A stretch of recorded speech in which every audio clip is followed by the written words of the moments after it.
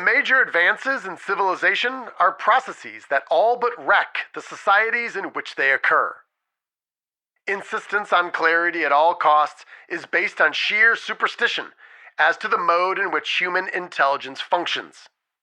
Our reasonings grasp at straws for premises and float on gossamers for deductions. That was a quote from Alfred North Whitehead from his book, Adventures in Ideas. Now, think about artificial intelligence right now. What does everybody want? Certainty. Where's it going? Who wins? Who loses? What jobs are going to disappear? And the reality is, nobody. Nobody knows. People have guesses. They have hunches. They have ideas. But nobody knows. Nobody knew what television would do, but they were scared to death of it. Nobody knew what the internet would do, but people were scared to death of it. And nobody knew what smartphones would do. And people are still scared to death of what smartphones can do. And the point is this: major technological shifts, they don't arrive with instruction manuals. And that's what makes these environments of these tectonic shifts in our lives hard for us to grapple with. But as leaders, we need a way to think through it productively. And that's why today we're going to be reviewing a book by an author who's one of the most cited authors of all time, yet so few people have read his book. And that was me, up until about 7 days ago, when I opened this little book up and it knocked me on my ass. And the book I'm talking about is The Medium is the Message by Marshall McLuhan. But I believe what is in this little book and understanding it and applying it to the ways that we lead will help us navigate whatever comes in the future. Welcome, my friend, to the Construction Leadership Podcast, where we help construction executives lead high-performing teams that finish on time and under budget without all the firefighting and babysitting, so you can lead with focus and control. I am your host, Bradley Hartmann.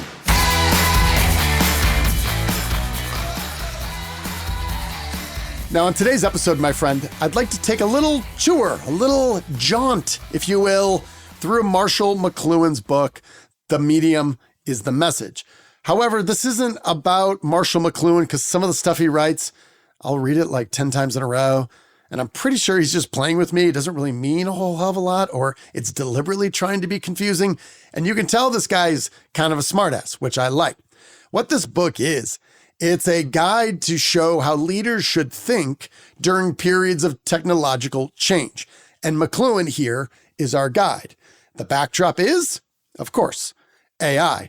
And I think if we continually think back to what this means for us as construction leaders, it can be extremely useful. And the overriding takeaway you're going to get from this is that while every generation believes its technological disruption is unique, the reminder is that technology changes. Yes, of course, it always does. But human beings and our reaction to change stay remarkably similar. So what's his starting point? Well, it's about how we learn, grow, and adapt. Learning, the educational process, has long been associated only with the glum. We speak of the serious student. Our time presents a unique opportunity for learning by means of humor. A perceptive or incisive joke can be more meaningful than platitudes lying between two covers. Survival is not possible if one approaches his environment, the social drama, with a fixed, unchangeable point of view, the witless, repetitive response to the unperceived. I think what he's saying here is, man, don't take yourself too seriously. This idea of technological change has happened over and over again throughout history. And his book is a testament to that, and very much the medium being the message. There are lots of photographs and images, and this book, to give you some context, it has a designer named Quentin Fiore, and there's also a producer, a guy named Jerome Agel. And you can see it's very much produced. It is very engaging. It's very visible. Some pages have no words. Some have one or two. There's photographs, there's drawings, there's comics, lots of interesting things in it. And it's a very short book. And as I was reading this page early on, it seemed like his recommendation was what we all learned in the classic movie Stripes. The name's Francis Sawyer. But everybody calls me Psycho. Any of you guys call me Francis, and I'll kill you. You just made the list, buddy. And I don't like nobody touching my stuff. So just keep your meat hooks off. If I catch any of you guys in my stuff, I'll kill you. Also, I don't like nobody touching me. Now, any of you homos touch me, and I'll kill you. Lighten up, Francis. That's right. Always a good lesson. Lighten up, Francis. Don't take it all too seriously. What I think McLuhan is saying here is that, yes, you can get stressed by this, and yes, it can create anxiety, yet approaching this technological change with curiosity is a much better way to go about living. Lord knows that the people who are learning fastest about AI are not necessarily the smartest people. They're the most curious. They're experimenting with it. They're playing with it. They're testing it. And guaranteed, every generation, especially the older generation, believes their disruption is uniquely different and catastrophic and impactful. It's not. We've been here before. And the one reason we know we've been here before is that every new technology naturally creates the same fear in human beings. So stop me if you've heard this before. Page 20. Your job. When this circuit learns your job, what are you going to do? Under conditions of electric circuitry, all the fragmented job patterns tend to blend once more into involving and demanding roles or forms of work that more and more resemble teaching, learning, and human service, in the older sense of dedicated loyalty. This book came out in 1967. This first line here is, when this circuit learns your job, what are you going to do? That sound familiar? Yeah, people ask the exact same questions about the integrated circuit that we're asking about artificial intelligence. Will it replace some jobs? Sure, I think it already has. Will work change? 100%. But I can guarantee you, in 1967, no one was talking about a social media manager or an app developer or a podcast producer or a drone operator. Yeah, that's the thing. The future creates jobs that we can't even imagine yet. So sure, technology will change, but the human anxiety around it will not. And this leads us to Marshall McLuhan's most famous idea, surely you have heard somewhere. Any understanding of social and cultural change is impossible without a knowledge of the way media work as environments. All media are extensions of some human faculty, psychic or physical. When it comes to the car, the wheel is an extension of the foot. Now, admittedly, this took me a minute to understand that X is the extension of Y and what the hell that means. But as I was reading it, I'm like, I think this is a pretty big idea. I got to spend some time with it. I will tell you that the photography in the book here does not help you. You look at this page on 27, you're like, what is that? I can't even tell what it is. But you're like, I'm pretty sure it's something gross where like somewhere your lizard brain is telling you like, don't touch it. It's gross. And then you flip the page and what you realize is it's just like a super zeroed in photograph of what only can be a male's toe. And it's gross. And the next two pages, you see two more toes and the toenails. And then one more, and you're like, gosh, what the hell am I looking at? It's gross. And the next page goes from the foot to a Plymouth vehicle wheel. And what it says is the wheel is an extension of the foot. And I flipped back and forth through these pages for probably 15 minutes trying to figure out what exactly it meant until I did the obvious thing. Very meta at this point. I got up and I started talking to my friend Chatty AI to help me figure out what the hell this all meant. And the point that Marshall McLuhan is making when he talks about the medium is the message, the medium is the process, or it could be, in this case, the thing. So what he's saying is that the wheel extends the foot. The book extends the ability of the eye. The microphone extends the voice. The computer extends the ability to calculate. And for artificial intelligence, it extends cognition. And it dawned on me that there were multiple levels here as I was reading this book that came out in 1967, talking about exactly the thing that we are grappling with. Using AI to help me understand what the hell we're talking about. This is exactly the thing. AI extends cognition. The tool doesn't just help us, it literally changes us. And it is changing me, changing synapses in my brain as I try to figure out what the hell this guy's talking about. And email wasn't just a faster letter, it changed the way we communicate. And smartphones weren't just a cool way to play video games, it changed our attention. And artificial intelligence isn't just helping people write emails. Yeah, it's doing that, but much more.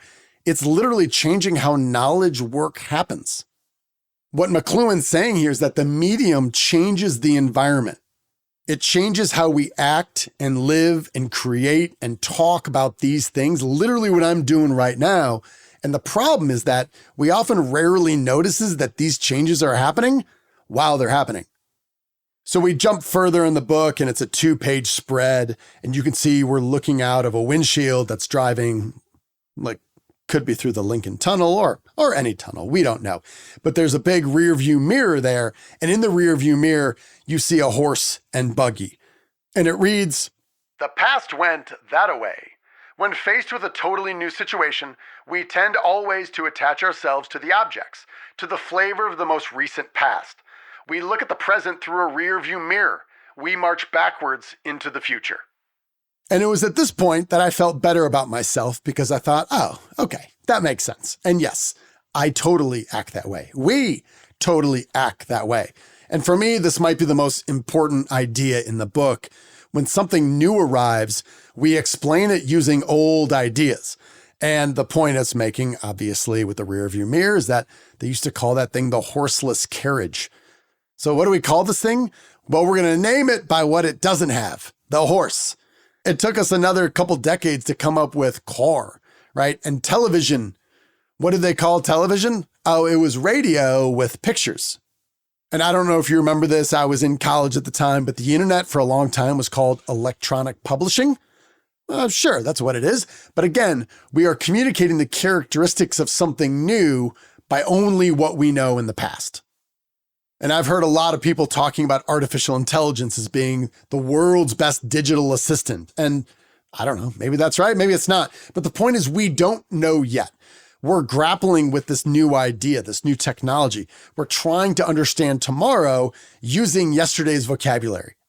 And that begs the obvious question, what should we do? What's the best way to go through this, to accept the new technology, to think about it in a way that allows us to sleep at night, and for us as construction leaders to lead other people without freaking out and wasting a bunch of time thinking about something that we can't change? Michael Faraday, who had little mathematics and no formal schooling beyond the primary grades, is celebrated as an experimenter who discovered the induction of electricity. He was one of the great founders of modern physics. It is generally acknowledged that Faraday's ignorance of mathematics contributed to his inspiration, that it compelled him to develop a simple, non-mathematical concept when he looked for an explanation of his electrical and magnetic phenomena. Faraday had two qualities that more than made up for his lack of education: fantastic intuition and independence and originality of mind. And then there's a quote by J. Robert Oppenheimer. "There are children playing in the street who could solve some of my top problems in physics because they have modes of sensory perception that I lost long ago." Now, in the middle of the book, when he was talking about the medium as the message, and I felt really dumb about why is the wheel an extension of the foot? What? Then it came back here that I thought, okay, I can handle this. This makes sense to me. What he's saying is that Michael Faraday, who's a legend now in the field of physics and the advancement of electricity that still impacts us today, he's like, man, this guy didn't know anything about math. And that helped him see things differently. Then you got Oppenheimer, who now we all know because of the movie, and he believed children could solve some of the problems that he can't. Why? Because they aren't trapped by these assumptions of becoming too educated. And I love that because if you're feeling behind on AI right now, that can be your advantage. Experts often cling to old models for way too long, where beginners, they just ask better questions. Curiosity is a skill, and having a sense of humor is going to be much more valuable than those people out there who are panicking. And that, my friend, leads us to Marshall McLuhan's final lesson in The Medium is the Message. The environment as a processor of information is propaganda. Propaganda ends where dialogue begins. You must talk to the media, not to the programmer. To talk to the programmer is like complaining to a hot dog vendor at a ballpark about how badly your favorite team is playing. Every time a new technology comes around, we write about and communicate the same things. If there's fear, there's plenty of hype, there's marketing, there's predictions, and there are these early adopters who are making money off of this. A lot of loud voices are out there claiming to know what's coming. And McLuhan's advice is different. He says, don't just consume the conversation. Don't just soak it all in. Don't just read the Wall Street Journal and just accept that as true. Participate in it. Experiment with it. Ask questions of other people. Learn. His point is that dialogue is active, where propaganda, which is always around us when people have power and those who have status want to maintain it, dialogue is the way that we get around that. And for us as leaders, this is a good reminder that we don't have to have all the answers. We just have to stay curious and lead people through these conversations together. So that's it. It's a small book. It's an entertaining read. Everyone should buy this. You can go on eBay and you can buy it. So despite having like 60 consecutive minutes of deja vu reading this book, what struck me most was ultimately human nature. It's the same fears, uncertainty, confusion, doubt. Nearly 60 years later, we're having the exact same conversation. And that's why this strange, goofy little book feels so relevant right now. If you're feeling uncertain about AI, just know you're not alone. Nobody knows where the hell this thing is going. But remember that we march backwards into the future.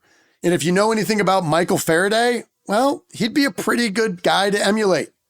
So stay curious, keep your sense of humor, as I will attempt to do right now as I try to connect Marshall McLuhan and Sergeant Hulka.